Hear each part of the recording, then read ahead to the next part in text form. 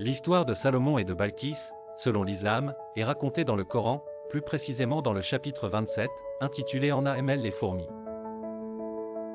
Salomon, connu en arabe sous le nom de Sulayman, était un prophète et roi d'Israël, connu pour sa sagesse et sa puissance. Un jour, Salomon reçut des informations selon lesquelles la reine Balkis, souveraine du royaume de Saba, était une adoratrice du soleil et devrait être convertie à l'islam. Salomon décida de vérifier cette information par lui-même, en envoyant une lettre à Balkis pour lui proposer de se soumettre à Allah. Balkis fut intriguée par cette lettre et décida de l'envoyer à ses conseillers pour obtenir leur avis. Les conseillers lui conseillèrent de lui rendre visite.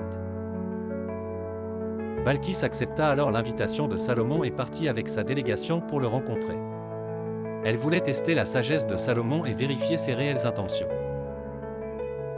Salomon, qui avait reçu le pouvoir de comprendre le langage des animaux, ordonna à une de ses abeilles de surveiller les déplacements de Balkis. Lorsque Balkis arriva au palais de Salomon, il présenta devant elle un grand trône doré qu'il avait préparé spécialement pour elle. Cependant, Salomon pria Allah de faire disparaître le trône pour tester la réaction de Balkis. Surpris, Balkis fut amenée à travers un tapis volant jusqu'au vrai trône, reproduit à l'identique, sans qu'elle ne s'en rende compte.